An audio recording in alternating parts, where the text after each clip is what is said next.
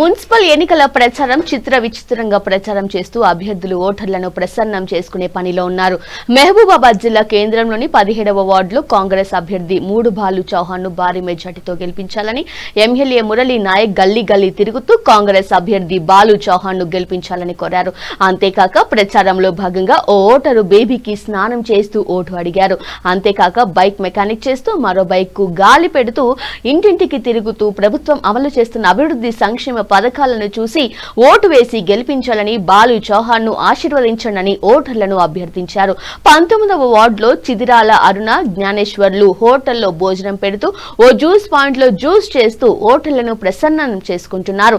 అదే వార్డులో BRS party నుండి జంగాల రాధికా విజయులు ఓటర్లను ప్రసన్నం చేసుకోవడం కోసం కొబ్బరి బొండం కొడుతూ టిఫిన్ సెంటర్ లో పూరీలు చేస్తూ కారు గుర్తుకు ఓటు వేసి తమను గెలిపించాలని ప్రచారం చేస్తున్నారు.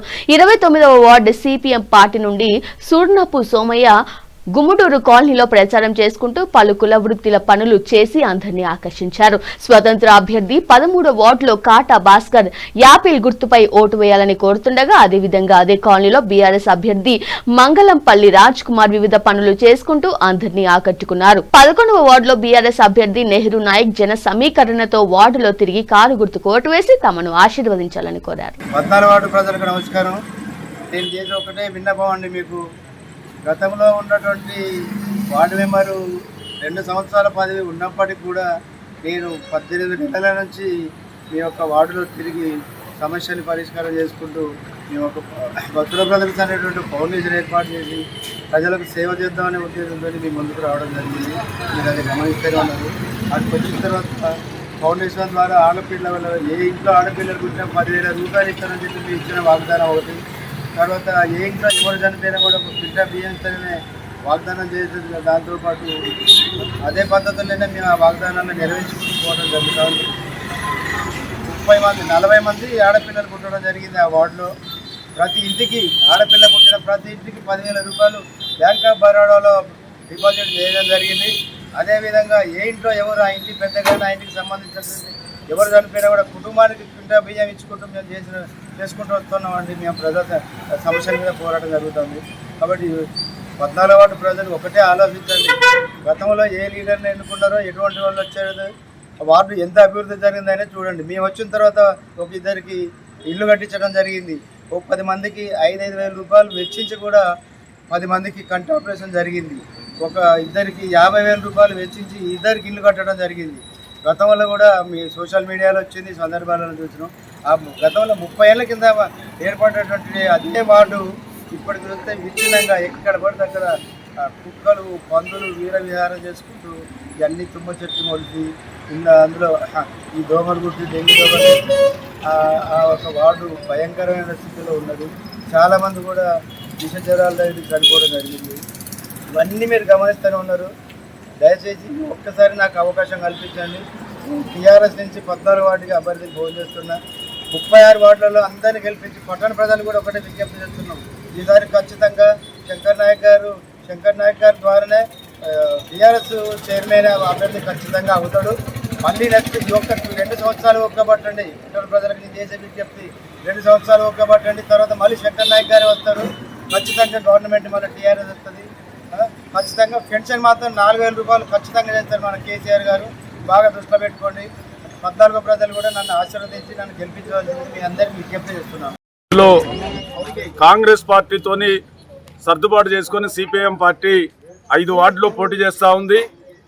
ఈ 5 వార్డులతో పాటు మిగతా 31 వార్డులో కాంగ్రెస్ అభ్యర్థులను గెలిపించాలని, అదేవిధంగా సిపిఎం పార్టీ పోటీ చేస్తున్నటువంటి 5 వార్డులు 15వ వార్డు, 16వ వార్డు, 29, 30, అదేవిధంగా 4వ వార్డు, ఈ 5 వార్డు లోపల మరి ప్రజలు సుత్తిగూడల నక్షత్రం గుర్తు మీద, మిగతా 31 వార్డులు హస్తం గుర్తు మీద ఓట్లేసి ఈ కాంగ్రెస్ సిపిఎం కూటమిని గెలిపించాలని, తద్వారా ఈ మానుకోట అభివృద్ధికి పెద్దలు వేం నరేందర్ రెడ్డి గారు, ముఖ్యమంత్రి సలహాదారు గారు, స్థానిక ఎమ్మెల్యే, అధికారంలో ఉన్నటువంటి పార్టీ ఇవాళ ఇక్కడ ఉన్నటువంటి ముఖ్యమైనటువంటి ప్రధాన సమస్యలు మహిబాద్కు సంబంధించిన అండర్ గ్రౌండ్ డ్రైనేజ్ కానీ, మరి ఇన్నర్ రింగ్ రోడ్ కానీ, ఇంకా పెద్ద పెద్ద సమస్యలతో పాటు కాలనీ లోపల ప్రధానంగా తాండాలు, గూడాలు, ఇలా అట్టడుగు వర్గాలు ఉండేటువంటి కాడ సీసీ రోడ్లు కానీ, పైప్ లైన్లు కానీ, కరెంటు కానీ, మరి డ్రైనేజ్ కానీ, ఇటువంటి సమస్యల్లో ఇప్పటికే ఈ సిపిఎం పార్టీ పోరాడుతూ ఉంది.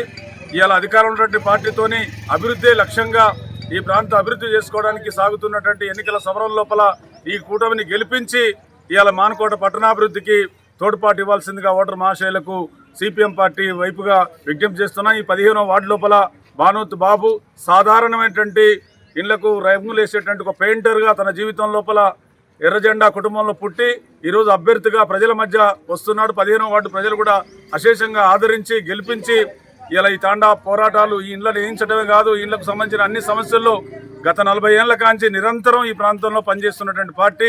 ఇవాళ ఓట్ల కోసమే పుట్టగొడుగు లెక్క పుట్టినోడు కాదు. ఎర్ర జెండా ఇక్కడ పేదవాడి సమస్యల్లో భాగం అవుతా ఉంది.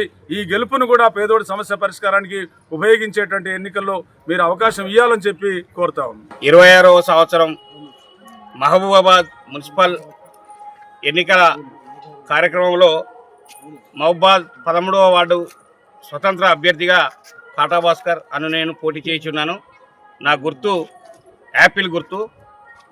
గత 1996లో ఈ ప్రాంతం రామచంద్రాపురం, వేలుసత్యనగర్, మహోదయ నగర్, అంబేద్కర్ కాలనీ, గోపాలపురం, ఆర్టీసీ మన అంబేద్కర్ కాలనీ, ఈద్గా, అదే రకంగా రైల్వే క్వార్టర్స్ వరకు, భవానీ నగర్ వరకు ప్రాతినిధ్యం వహించి నా చేతనైనంత మేరకు ప్రజల సమస్యల పట్ల పరిష్కారం కోసం ఆనాడు గత 30 సంవత్సరాల క్రితం తారు రోడ్లు కానీ, జన్మభూమిలో అదే రకంగా స్ట్రీట్ లైట్, వీధి లైట్ల కార్యక్రమాలు కానీ, కంకర రోడ్లు కానీ, తాగునీటి సమస్య కానీ వీలైనంత వరకు పరిష్కారం చేసినటువంటి పరిస్థితి. తిరిగి మళ్ళీ 2006 నుంచి 14 వరకు వార్డు మెంబర్గా మహబూబాబాద్ గ్రామ పంచాయతీ ఎన్నికల్లో జరిగినటువంటి సర్పంచ్ నెహ్రూ పీరియడ్లో 555 ఓట్ల మెజార్టీని మరి వేల్పు సత్యనగర్ కాలనీ, రామచంద్రాపురం, బాలాజీ నగర్, ఈ ప్రాంత ప్రజలు, బీటీఆర్ నగర్, రెడ్డి నాయక్ కాలనీ, మహోదయ నగర్ ప్రజలు 555 ఓట్ల మెజార్టీతోటి ఆశీర్వదించి అభిమానించి మహబూబాబాద్ గ్రామ పంచాయతీ వార్డులలోనే అత్యధిక మెజార్టీని ఇచ్చినటువంటి ప్రజానికం మళ్ళీ తిరిగి గత 2 సార్లు మున్సిపాలిటీ అయిన పిదప మరి చిన్న చిన్న కార్యక్రమాలు, చిన్న చిన్న పొరపాట్ల ద్వారా 4 ఓట్లతోటి పోయినసారి ఓడిపోవడం జరిగింది.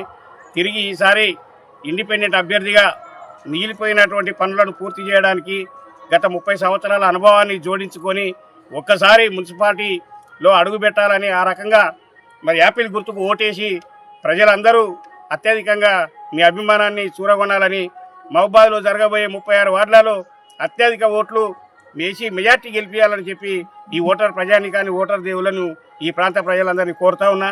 నాకున్నటువంటి అనుభవ పరిస్థితులలో ఈ ప్రాంతం డోర్నకల్ నియోజకవర్గంలో ఉన్నప్పుడు శ్రీ మంత్రి రెడ్డి నాయక్ గారి కింద పనిచేసినటువంటి పరిస్థితి. ఇవాళ నేను నడిచే రోడ్డుగా కూడా నేనేసిందే, ఇంటి ముంగట్టున్న కరెంటు లైన్ నేనేసిందే, తాగే పైప్ లైన్ నేనేసిందే. ఈ ప్రాంత ప్రజలంతా పేద ప్రజలు ఉన్నప్పుడు వేల్పు సత్యనగర్ కాలనీలో, బీటీఆర్ నగర్లో, రెడ్డి నాయక్ కాలనీలో, మహబూబాబాద్లో మరి గుమ్లో ప్రాంతంలో ఉన్నటువంటి 18 కాలనీలకు మంత్రి గారిని తీసుకొచ్చి 1100 పట్టాలు ఉదయం 9 గంటల నుంచి సాయంత్రం 6 గంటల వరకు అందించినటువంటి, కృషి చేసినటువంటి మంత్రి రెడ్డి నాయక్ గారి ఆధ్వర్యంలో ఇప్పించినటువంటి సేవ నాకు ఉన్నది. అంత అర్హతగా కూడా ఉంది, ఓటు అడిగేటువంటి అర్హత. మరి కాబట్టి దయచేసి 13వ వార్డు ప్రజలందరూ యాపిల్ గుర్తు పైన వేసి, గుర్తు మారింది కానీ మనిషిని నేను మీ పాత మనిషిని మీరందరూ ఇంతకుముందు ఆశీర్వదించి గెలిపించిన వాళ్ళే.